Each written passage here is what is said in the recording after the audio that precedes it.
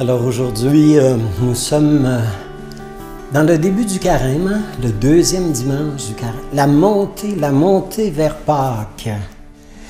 Suivre Jésus dans ses combats, dans ses luttes intérieures.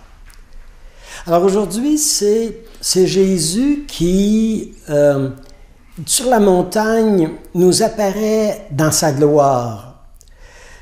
Vous savez, pour passer des difficultés, pour passer des épreuves, c'est très important d'avoir une image, une idée de ce que l'épreuve est en train de nous préparer. Il faut avoir une vision de notre avenir, hein?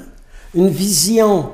Et Jésus, quand il se voit, quand le Père sur la montagne lui dit « T'es mon Fils bien-aimé, en toi j'ai toute ma joie », et que les apôtres le voient transfiguré, transformé dans la lumière, dans la gloire, comme un être qui reprend vie. Ça nous dit que nos épreuves sont en vue de quelque chose et que les difficultés qu'on vit, il y a un sens à ces difficultés-là. Vous savez, on comprend beaucoup de choses qui nous arrivent à partir de notre passé, de notre enfance. Mais notre vie s'explique aussi par notre avenir, ce à quoi on est appelé, à la mission qui est faite pour la nôtre. Alors quand Jésus aujourd'hui nous dit « Vous vous battez pas pour rien », vous souffrez pas pour rien. C'est une très belle image pour expliquer la transfiguration. Michel-Ange avait fait une statue de la maman avec son petit bébé dans ses bras. Le jour de l'exposition de son chef-d'œuvre, il y a un enfant qui lui aurait demandé, « Monsieur Michel-Ange, comment vous avez fait pour faire une maman avec un petit bébé dans la pierre? » Et Michel-Ange dit, bien, on m'a amené un tas de pierres dans ma cour. Toutes les nuits, je sortais, je priais, je la serrais, je la palpais, je la contemplais, la pierre, et je me disais, pour que la pierre soit aussi résistante, pour que la pierre soit aussi belle, que la pierre ait autant de valeur, il se cache quelque chose dans cette pierre-là. Et il dit, à force de contempler, de prier, je me suis aperçu, j'ai comme senti qu'il y avait une maman dont le cœur battait dans cette pierre-là, avec un petit bébé. Alors, c'est comme ça que j'ai su que j'ai pensé faire ma statue. Alors, l'enfant lui dit, « Mais monsieur, comment vous avez fait pour sortir la pierre, pour sortir la Vierge, pour sortir la mère avec son petit bébé de la pierre? » Et Michel-Ange dit, « J'ai pris la marteau, j'ai pris j'ai brisé la pierre, j'ai cassé la pierre. Et en enlevant ce qu'il y avait de trop, c'était la maman et le petit bébé. » Vous savez, les épreuves, les difficultés, c'est pour nous enlever un peu ce qu'on a de trop. Des choses qu'on n'a plus besoin pour avancer. Alors, on est rendu pour plusieurs dans une croisée de chemin, hein? Dans une croisée de route. Il y a des décisions à prendre. Et la décision qui nous est demandée, c'est des fois, est-ce que je continue à marcher, à avancer ou si j'arrête? Est-ce que je reste à la surface des événements, de ce qui m'arrive, ou si je rentre en profondeur sous ce qui est caché, sur ce qui est enfoui sur les événements? Est-ce que je fais simplement de continuer, ou si vous savez, à la surface, ou si je plonge? Dans la transfiguration, les apôtres ont vraiment plongé. Vous savez, c'est Yves Girard qui dit une très belle pensée. Une étoile manque dans notre monde, dans le zénith de notre monde froid, de notre monde obscurci. Il y a une étoile qui manque pour permettre à toutes les étoiles de briller. L'étoile qui manque, c'est la tienne. C'est la mienne, qui peut faire toute une différence dans la vie des gens. Vous savez, la transfiguration, c'est... Il faut faire attention pour À force de verser des larmes sur le soleil qui est parti, sur le soleil qui s'est couché, sur le soleil des nôtres, une mort, un enfant malade, un enfant dans la maladie mentale.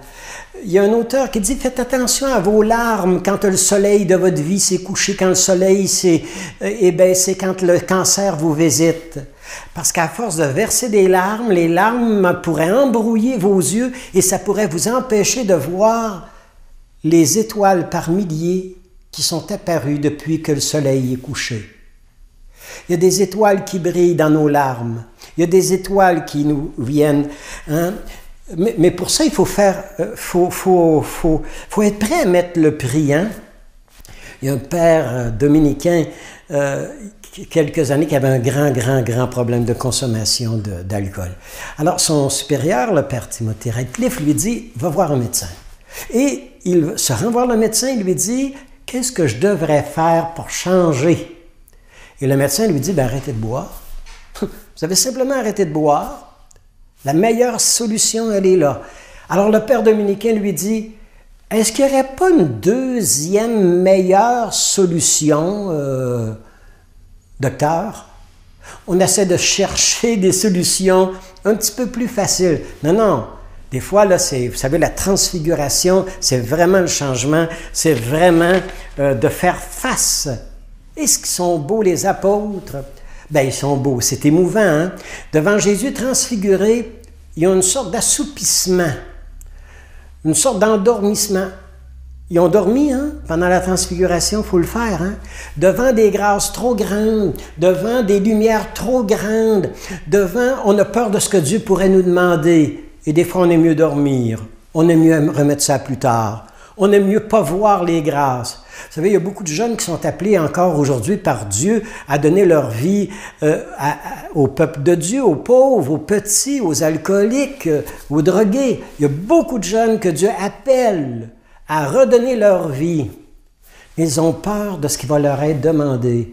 Et c'est comme si ils veulent éviter.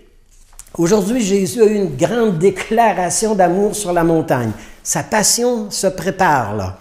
Vous savez, il va rentrer dans un grand combat avec des doutes. Est-ce que le Père est avec moi? Est-ce que c'est ça que le Père veut de moi, donner ma vie sur une croix? Il est devant de grands combats intérieurs. Et quand Dieu sait qu'un combat intérieur s'approche dans nos vies, souvent, il nous fait une grande déclaration d'amour. Il nous redit, t'es mon fils, t'es ma fille, t'as toute ma joie. Vous savez, on est appelé à la sainteté, hein? On est appelé vraiment. Un saint, dit un grand auteur spirituel, c'est quelqu'un qui devient la personne que Dieu, en la créant, a voulu qu'elle soit. C'est pourquoi il n'y a pas un saint qui soit tout à fait comme un autre. Chacun de nous est unique, mais dans le saint, cette individualité devient visible. Quelle est grande notre mission avec les jeunes, avec les enfants. Et je vous laisse avec une pensée. C'est le Père Mounier. J'avais peut-être 25 ans quand j'ai lu cette pensée-là. Si nous, les adultes, nous ralentissons, les jeunes vont s'arrêter. Si nous, les adultes, nous faiblissons, pourquoi les jeunes ne flancheraient pas? Si nous, les adultes, nous doutons, les jeunes vont désespérer. Mais si nous, les adultes, nous continuons à marcher, les jeunes vont nous dépasser. Si les adultes nous donnons la main pour aider les autres, les jeunes iront jusqu'à donner leur peau. Si nous, les adultes, nous prions avec sincérité, avec tout notre cœur, les jeunes deviendront des saints, des saintes.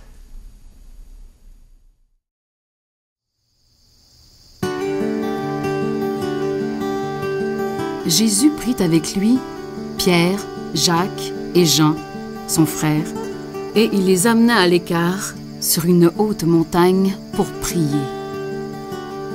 Et il fut transfiguré devant eux. Pendant qu'il priait, son visage apparut tout autre et devint brillant comme le soleil.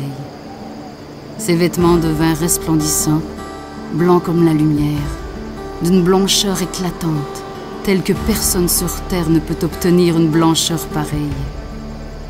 Et deux hommes s'entretenaient avec lui. C'étaient Moïse et Élie, apparus dans la gloire. Ils parlaient de son départ, qui allait se réaliser à Jérusalem. Pierre et ses compagnons étaient accablés de sommeil. Mais se réveillant, ils virent la gloire de Jésus et les deux hommes à ses côtés. Ces derniers s'en allaient quand Pierre prit la parole.